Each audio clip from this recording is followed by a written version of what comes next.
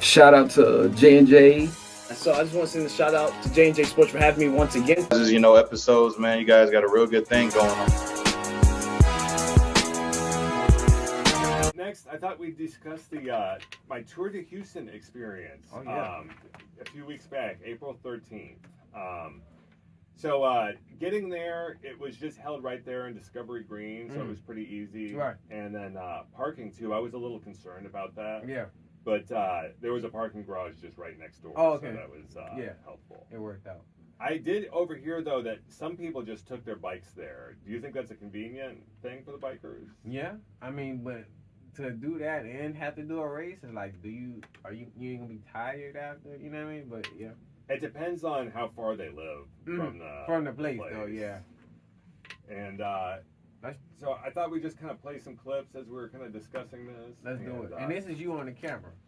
Yeah, my phone was attached to my handlebars. Yeah. Oh yeah, James.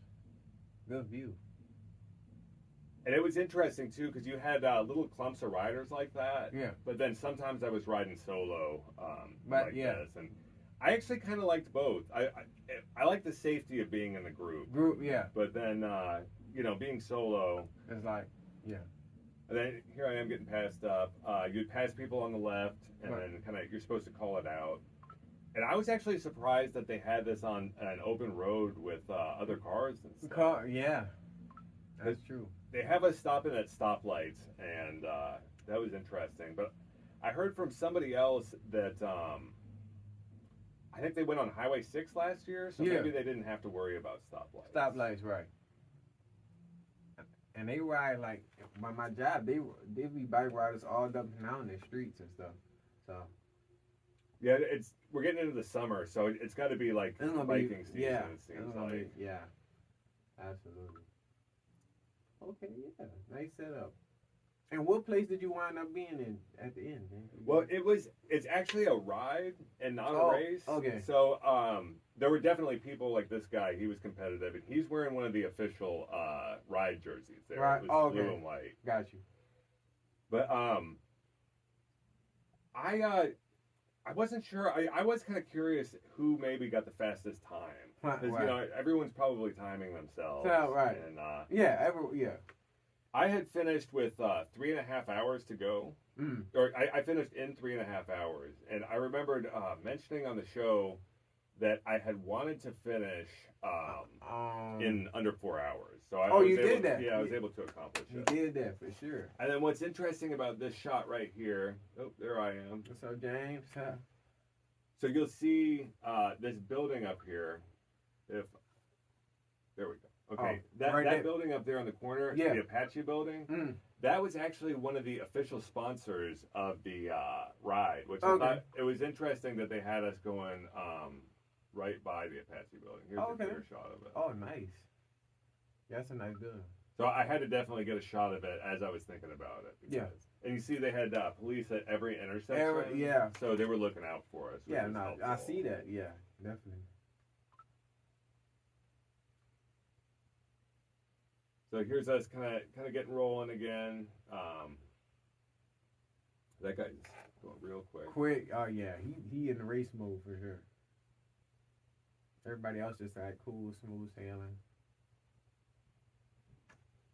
And it was kind of interesting because to start, everybody is kind of doing a waddle almost. Yeah. As they're walking along, just kind of waiting for a chance to sit on the bike and get rolling. Rolling, right. And they had released us in groups of 300. So they would have these flags up in this kind of square area, and they'd wait till a certain amount of riders would go in. Okay.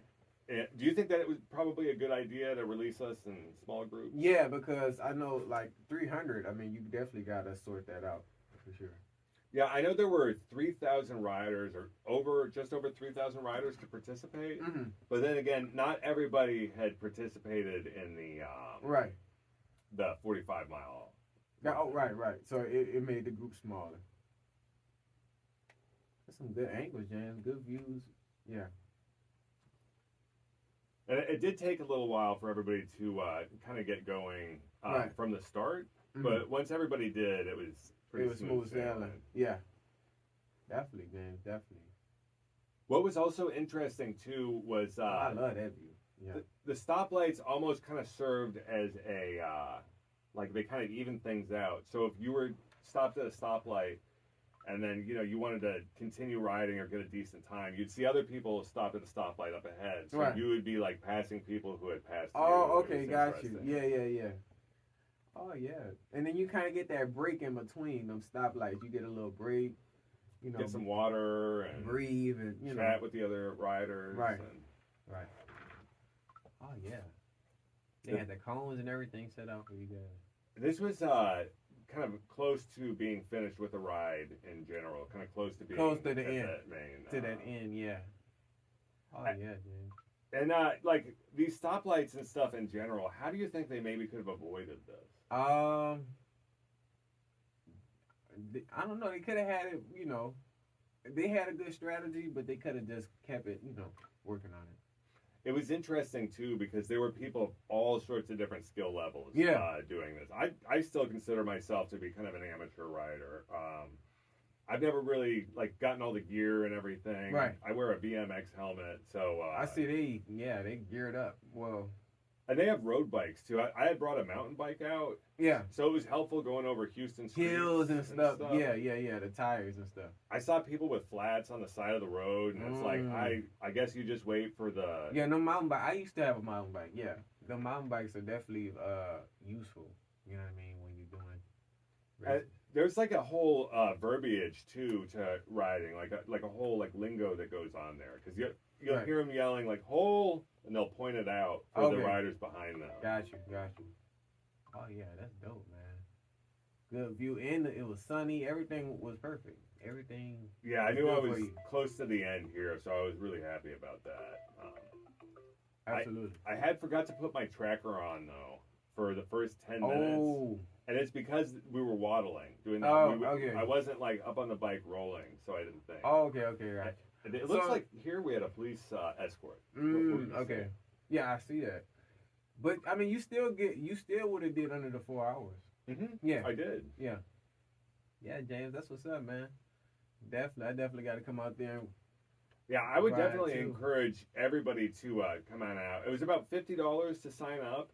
Oh, but they're giving out all sorts of free stuff in the morning, breakfast, they're feeding everybody, and then once you're done with the ride too, they fed everybody again. They had, barbecued sandwiches, really good barbecue beef or sausage. Oh yeah. They had Salada had a truck out there. They had desserts and stuff. Oh yeah, man. Oh, you like that, man? Oh yeah. I would encourage anybody. If you hear the rides going on, just go hang out in Discovery Green. Then it's good exercise and too, And just being able to go through the city like this, I mean, I kind of saw this as one of these only times to experience something like this, right? And then it's sunny. You see all the buildings. I'm trying to think of what area this is. It looks familiar. I think this is we went out to Katy, so this has got to be West Houston. West Houston. Oh, y'all went out to Katy. Oh yeah, that was a drive. Oh, I see what you mean. You stop at that light, and then you had people at there. Yeah. And then we would catch up to that next group if they were stopped at the light. Right. So it kind of evened things out for us. Yeah, it did. It did. This guy had some tunes playing, which was always nice. Good. Y'all can play music and stuff? Some of the people had, let me watch this one. Yeah. I think was that the last one? This was the very last stretch here towards the end. Back in Houston, this was right after the video that we were just watching. Okay. Right. Oh yeah, that's a good view too. Is this downtown? This is downtown. Downtown, yeah. I think that's the Hilton right next to Discovery Green. So Discovery Green is kind of over here on the side behind all those buildings. Yeah. I think I have a friend that works at the Hilton. Yeah, that's what's up. And then there's the George R. Brown Convention Center with 4 red stacks on top of it. Oh yeah. It's a good view of downtown too. Yeah. And what was interesting, they had a halfway point, so they would have rest stops along the way. Yeah. Which I thought was really helpful. Yeah. But you got to use it. You got to do this, do that. Yeah. They had refreshments, porta potties, things like that. Yeah. But once I got to the halfway point, I was like, okay, I'm here. Like, I kind of have to use the restroom, and I saw there was a line for the restroom and stuff, and I was like, I don't want to be off my bike for that long. I just want to get back on the road. Keep going, and finish this. Yeah, finish it, right. Yeah. Definitely. Nah, shout out to James, the guys. Like I said, love to see more races for sure. Okay, here's the final turn right here. This was really exciting. You could tell everybody. Yeah. Everybody, yeah. So go all the way there and come back. I mean, and you guys got the whole sign. Oh yeah. Yes, sir. There were a lot of people encouraging us too, like along the way. Yeah. I noticed there were people who maybe weren't even related to the ride, but they just happened to live along the route, and they were out there with signs and just support. And that's good though, to have some good support and absolutely. Yes, sir. That's how you do it, James. That's how you do it, like a boss.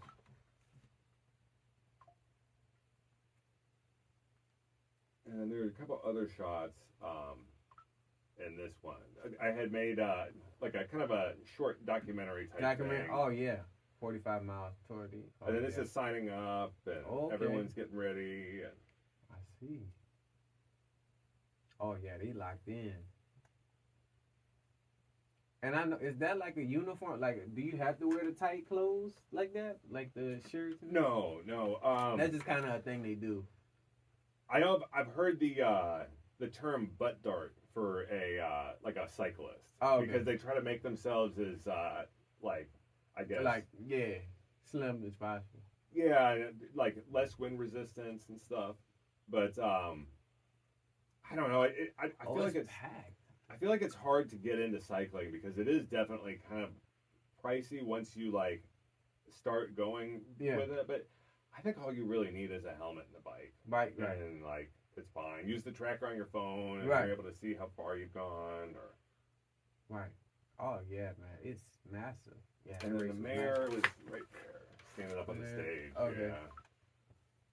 Okay. So here's the waddle I was talking about, and then this is when everyone started getting. At this point, I don't think it really counts because it's like y'all trying to get out this, area. And I think once you get out the area, that's when it really starts.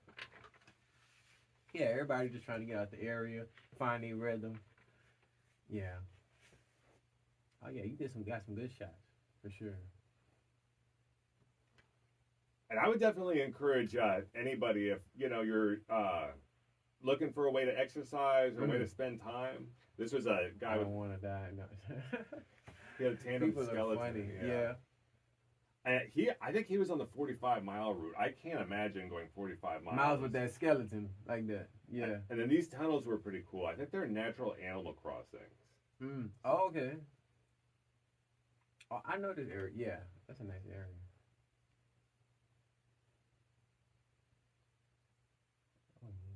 Y'all locked in. I think it's real motivational, James, that the fact that the weather was so nice. Because it was cloudy. If it was like, cloudy, I feel like it would have been different. But yeah, the weather was perfect. This is a turnaround spot I was talking about. Yeah. Turn around. Was that like a high school or something? What high school? No, it's a school. I'm trying to see which one. It must have been out in Katy, I think. Yeah. So I look at the restrooms, I consider it, but then I'm like, I think I'm just going to keep rolling. But it was a lot of fun, and I would definitely encourage anybody, if they're considering exercise, a bike ride is a wonderful exercise. You see all sorts of stuff. I've been seeing a ton of alligators lately, too. Oh, for real? Yeah. Oh, yeah. Well, you guys, make sure y'all check out my boy Peach for more of the clips, man. He got some good clips. Or is this showing you at the end? Oh, it's just showing. It's just showing some of the people celebrating. Oh, he picked the whole bike up. Mm-hmm.